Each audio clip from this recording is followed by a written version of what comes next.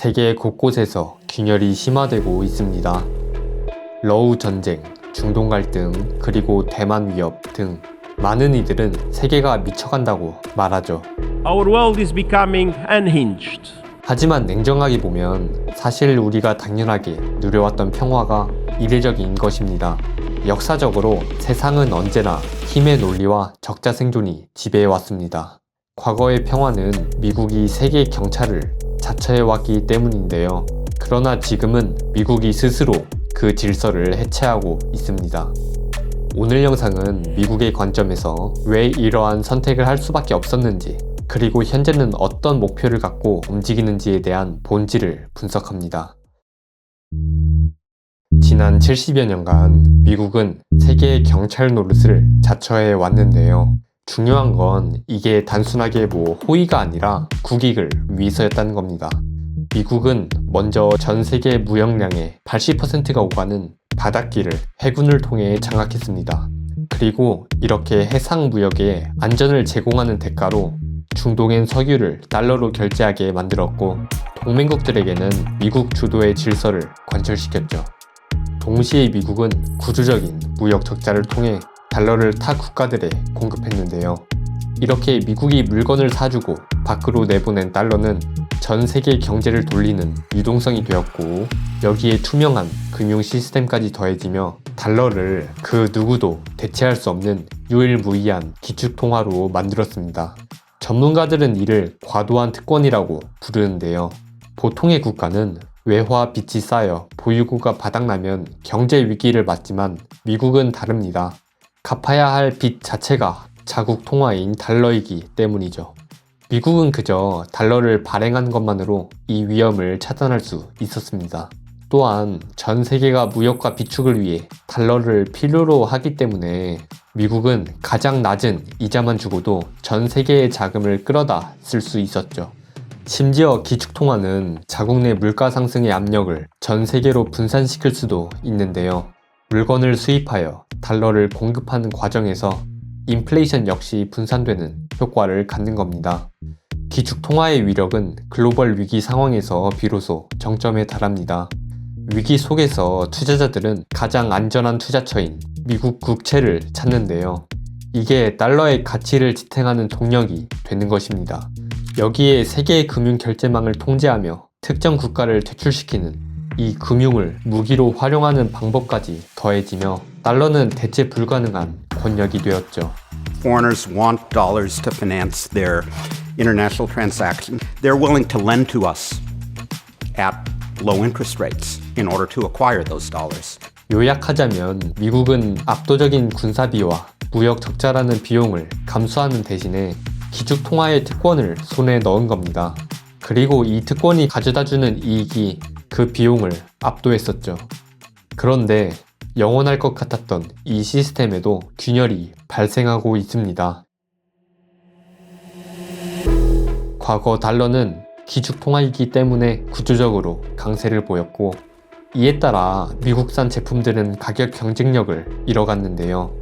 실제로 달러 강세가 지속됐던 1995년부터 2002년까지의 미국의 제조업 투자는 매년 25% 감소했고, 이익은 매년 평균적으로 1000억 달러씩 급감했죠. 이렇게 수지 타산이 맞지 않게 되자 미국의 공장들은 생존을 위해 해외로 떠났고, 이 과정에서 미국 내 제조업 일자리 200만 개가 증발하며 미국 제조업의 토대는 뿌리째 흔들렸습니다. 반면 같은 시각 중국은 폭발적으로 성장하기 시작했습니다. 중국은 2002년 WTO에 가입하여 국제 무역에 들어서면서 막대한 달러를 벌었고, 그 돈으로 미국 국채를 사들였는데요. 2013년 무렵 중국이 보유한 미국 국채는 무려 1조 3천억 달러에 달했죠.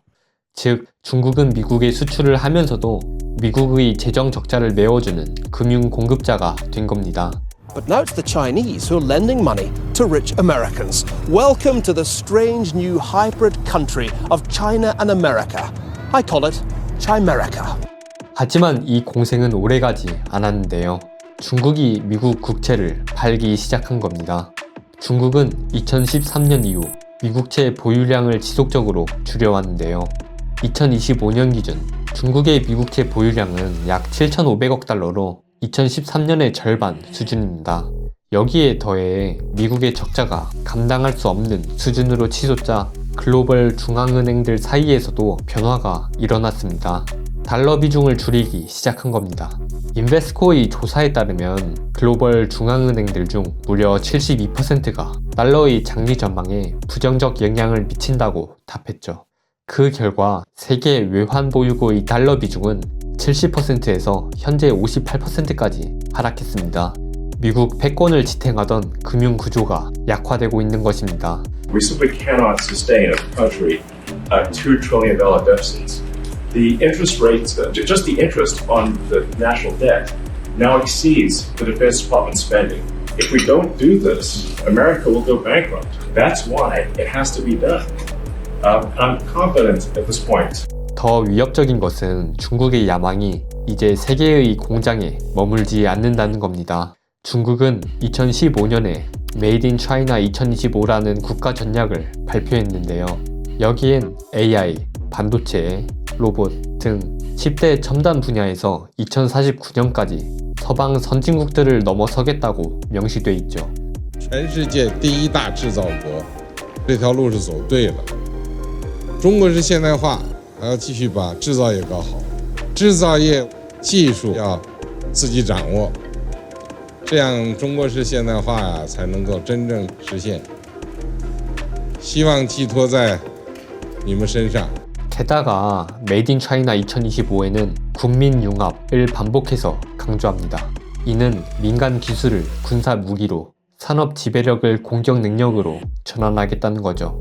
전문가들은 이를 두고 만약 중국이 성공한다면 중국이 미국의 번영과 안보를 통제하게 될 것이다 고 경고했습니다. 미국 패권이 위협받는 것이죠. 이러한 이유들로 미국은 손익 계산을 다시 하기 시작했습니다. 자신들이 만든 세계 질서에서 얻는 이익은 점점 줄어드는 반면에 그 대가로 치러야 할 비용은 기하급수적으로 늘어나고 있고 무엇보다도 이 질서가 자신들을 위협하는 중국을 폭발적으로 성장시키고 있었죠.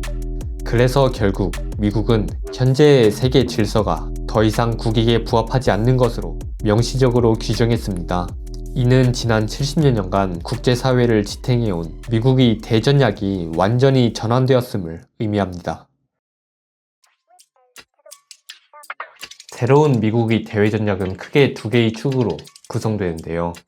그중 첫 번째는 전략적 축소입니다. 미국은 더 이상 과거처럼 세계의 경찰 역할을 수행하지 않습니다. 대신 수익과 비용의 관점에서 동맹의 가치를 재산정하고 있죠. 나토 동맹국들에겐 GDP의 5%를 방위비로 지출하라고 요구했고 제1열도선을 그어서 유럽과 중동에 분산돼 있던 군사 자원들을 인도 태평양 지역으로 재배치하고 있죠. 이는 중국에 집중하기 위함입니다. 두 번째 축은 경제와 기술 패권의 요새화입니다. 미국은 관세라는 장벽을 세워서 자국 산업을 보호하는 동시에 이를 협상 카드로 삼아 해외 공장들을 미국 안으로 끌어들이고 있습니다. 자신들이 세계 최대의 수입국이기 때문에 가능한 전략이죠. 반도체, 희토류 등 핵심 자원의 아시아 의존도를 끊어내고 무역 적자를 줄이며 제조업을 되찾겠다는 의지입니다. 그리고 이 두 축은 명확하게 중국을 가리키고 있죠. 하지만 이 전략들은 서로 충돌하며 모순을 낳습니다. 효과적인 중국 견제를 위해서는 동맹의 결속이 필수적이지만 전략적 축소에 따른 비용 증가는 동맹국들의 반발을 사고 있고 공급망 재편 과정에서 발생하는 물가 압력은 민심을 악화시켜 중간 선거와 같은 정치적 이해관계와 충돌하며 정책의 일관성을 흔들어 놓고 있죠. 이 거대한 맥락을 이해할 때 비로소 현재 미국의 모순된 정책들과 혼란스러운 세계 정세의 본질을 해석할 수 있습니다. 물론 이번 영상은 미국과 중국을 중심으로 좀 크게 단순화를 했지만 사실 이로도 이 큰 그림은, 큰 맥락은 파악할 수 있을 것이라 생각됩니다. 뭐 예를 들어서 현 이 내용과 관련이 전혀 없어 보이는 중동의 문제도 사실 깊게 이 큰 맥락과 연결되어 있습니다. 현 이란 문제의 본질은 미국이 세계 경찰의 역할을 축소하는 과정에서 발생했습니다. 변화의 시작은 셰일 혁명이었습니다. 에너지 자립을 이룬 미국에게 중동은 더 이상 우선순위가 아니었는데요. 이에 따라 미국은 중동에 쏟던 자원과 병력을 중국을 봉쇄하기 위해 설정한 제1열도선으로 결집시키고 있었죠. 문제는 이 과정에서 생긴 힘의 공백입니다. 그 틈을 타 이란은 중동 내 세력을 확장해 나갔고, 특히 핵 개발 속도를 비약적으로 높이면서 핵 보유 직전까지 도달했죠. 결국 미국은 다시 돌아올 수밖에 없었던 겁니다. 중국에 집중하고 싶었지만 이란이 레드라인을 넘은 것이죠. 다른 지정학적 이슈들도 마찬가지입니다. 이 각각이 별개의 사안 같지만 사실 이 큰 맥락에 연결되어 있는 것이죠. 인류 역사가 반복해서 증명했듯 현재의 혼란은 패권국인 미국과 이에 도전하는 중국이 충돌하며 발생하는 필연적인 마찰입니다. 여기서 오해하시면 안 될 것이 제가 미국의 몰락이나 중국이 승리를 주장하는 게 절대 아니라는 겁니다. 중국의 성장 뒤에는 내수 침체와 인구 절벽이라는 심각한 문제가 있고, 미국은 여전히 압도적인 군사력과 금융 패권을 쥐고 있습니다. 문제는 미국이 독주체제에 균열이 생기기 시작한 가운데 이제 자신들이 거대한 비용을 들여서 만든 이 자유무역 세계 질서가 도전자의 성장을 가속화한다는 데 있습니다. 그럼 투자자들은 이를 어떻게 바라봐야 할까요? 먼저 현재 미중 합의로 인해 지정학 리스크가 완화됐다고 생각하면 안 됩니다. 현 합의는 전술적인 임시 휴전이라고 생각합니다. 양쪽 모두 내부 문제를 해결하기 위한 시간이 필요했을 뿐인 거죠. 패권은 협상이 불가능한 배타적인 권력입니다. 역사적으로 패권국과 도전국은 항상 충돌해왔죠. 하버드 교수 그레이엄 앨리스는 지난 500년의 16건의 패권 교체기 중 무려 12번이 전쟁으로 귀결됐다고 분석했습니다. 물론 패권 교체기를 어떻게 정의하냐에 따라 해석이 달라지겠지만 이 시기에 전쟁 위험이 증가했던 건 확실합니다. 따라서 투자자들은 이 갈등이 언제든지 다시 예고 없이 부활할 수 있다고 생각하고, 이 리스크를 반드시 할인율에 반영해야만 한다고 생각합니다. 그리고 두 번째로는 이 인플레이션을 일시적인 경기 변동이 아니라 이제 디폴트 값으로 받아들여야 한다는 겁니다. 이제 예전의 그 세계화 시대에는 각국이 자기가 잘하는 것을 하면서, 자기가 잘하는 것만 하면서 이 효율성을 극대화한 시기였다면, 지금의 자국주의 질서는 공급망 다변화가 강제가 되죠. 이는 필연적으로 이 생산 원가의 상승을 불러옵니다. 물론 이에 대응하는 미국의 대내 전략 또한 매우 정교하고 전술적으로 전개되고 있습니다. 단기적으로는 산유량 확대와 주거비 안정을 유도하는 등의 방식을 통해 물가를 억제하고 있는데요. 실제로 올해 1월 헤드라인 CPI가 시장의 예상치를 밑돌며 안정세를 보인 것은 이러한 방편들이 효과를 거두었음을 의미합니다. 물론 이 주거비와 에너지 비용 하락은 CPI에 영향을 크게 미치는 반면에 서비스 물가는 여전히 뜨겁기 때문에 서민들이 체감하는 물가와는 괴리감이 좀 있지만 말이죠. 어쨌든 이 인플레이션에 대한 보다 근본적인 트럼프 행정부의 해결책은 바로 AI와 로봇을 통한 생산성 혁명입니다. 리슈어링으로 인한 고임금 고비용 구조를 상쇄하고 인플레이션을 타개할 유일한 해법이죠. 이렇게 현 미국의 정책들은 오늘 다룬 이 거대한 지정학적 맥락과 밀접하게 연관되어 있습니다. 정말 신기하지 않나요? 오늘 영상은 여기까지입니다. 이렇게 오늘은 미국을 중심으로 이 세계 지정학의 큰 맥락을 분석해 봤는데요. 도움이 되셨을지 모르겠습니다. 제가 생각하기에는 이를 이해하고 이 혼란스러운 뉴스들을 접한다면 그래도 이제 조금이라도 일관된 시각을 갖고 바라볼 수 있을 거라고 생각합니다. 시청해주셔서 감사합니다.